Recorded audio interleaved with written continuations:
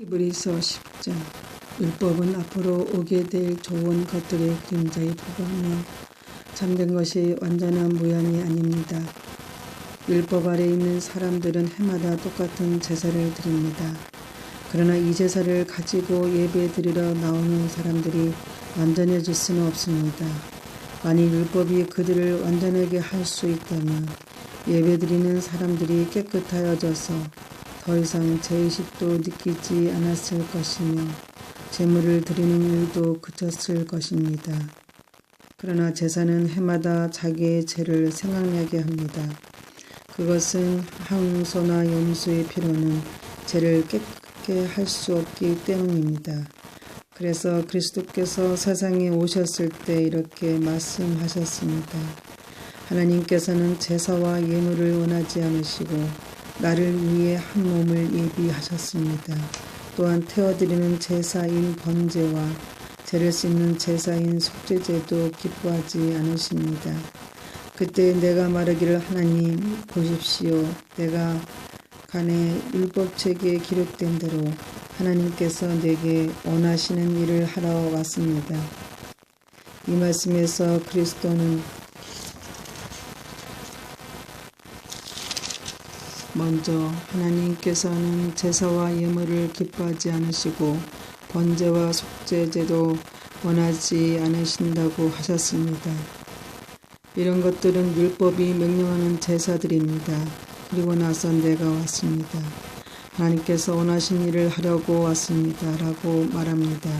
즉 하나님께서는 새로운 제도를 세우시려고 첫 번째 제사 제도를 폐지하신 것입니다. 예수 그리스도는 하나님께서 원하시는 일을 하셨습니다. 우리는 예수 그리스도께서 단번에 몸을 들이신 제사를 통해 거룩함을 입었습니다. 제사장들은 매일 제단 앞에 서서 맡은 일을 행합니다. 그러나 그 제사들은 죄를 없애지 못합니다. 그리스도께서는 죄를 위해 단 한 번의 제사를 드리시고 하나님 오른쪽에 앉으셨습니다. 그리스도는 원수들이 그의 발 앞에 무릎 꿇을 때까지 그곳에서 기다리고 계십니다.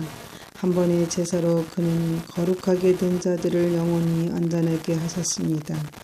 성령께서 또한 우리에게 이것에 관해 말씀하십니다. 나중에 내가 다시 이스라엘 백성과 함께 새 언약을 맺을 것이다. 내가 나의 가르침을 그들의 마음속에 새기고 그들의 가슴에 기록할 것입니다. 또 말씀하십니다. 그들의 죄와 악한 행동을 내가 다시는 기억하지 않을 것이다. 이런 죄와 악한 행동을 용서받았기 때문에 더 이상 죄를 위한 제사는 필요하지 않게 되었습니다. 그러므로 형제 여러분, 우리는 예수님의 피 때문에 자유롭고 담대하게 지성소로 들어갈 수 있게 되었습니다. 우리는 예수님께서 우리를 위해 열어주신 새로운 길로 들어갑니다. 그것은 그분이 자신의 몸인 휘장을 찢어 생명의 길로 열어놓으신 것입니다. 또 우리에게는 하나님의 집을 다시 다스리는 위대한 대제사장이 계십니다. 그러니 진실한 마음과 확실한 믿음을 가지고 하나님께 가까이 나아갑시다. 우리는 죄책감에서 깨끗해지고 자유로워졌으며 맑은 물로 몸이 씻겨졌습니다. 하나님께서는 약속하신 것을 지키시는 신실한 분이니 우리가 고백한 소망을 굳게 붙듭시다. 서로 돌아보고 사랑을 베풀며 선한 행동을 하도록 격려합시다. 어떤 사람들이 하는 것처럼 교회 모임에 빠져서는 안 됩니다. 그날이 가까이 다가오는 것을 볼수록 함께 만나며 서로를 격려해야 할 것입니다. 만일 우리가 진리를 알게 된 후에 또 일부러 계속 죄를 짓는다면 그 죄를 씻을 제사는 없습니다. 거기는 오직 심판을 기다리는 두려움과 하나님을 거역하며 사는 자들을 태워 없앨 크고 무서운 불만 있을 뿐입니다. 모세의 율법과 순종하지 않고 그것을 어긴 사람들도 두세 명의 증인이 있으면 사형을 받았습니다. 그렇다면 하나님의 아들을 공경하지 않는 사람들은 어떻겠습니까? 그들은 자기를 거룩하게 한 언약의 피를 별것 아닌 것으로 여기며 은혜의 성령을 욕되게 하였습니다. 따라서 그들은 더 큰 벌을 받게 될 것입니다. 우리는 하나님께서 잘못을 행한 자들을 벌하고 그 제대로 갚아주겠다고 말씀하신 것을 알고 있습니다. 또한 주님께서 그의 백성을 심판할 것이다 라고 말씀도 하셨습니다.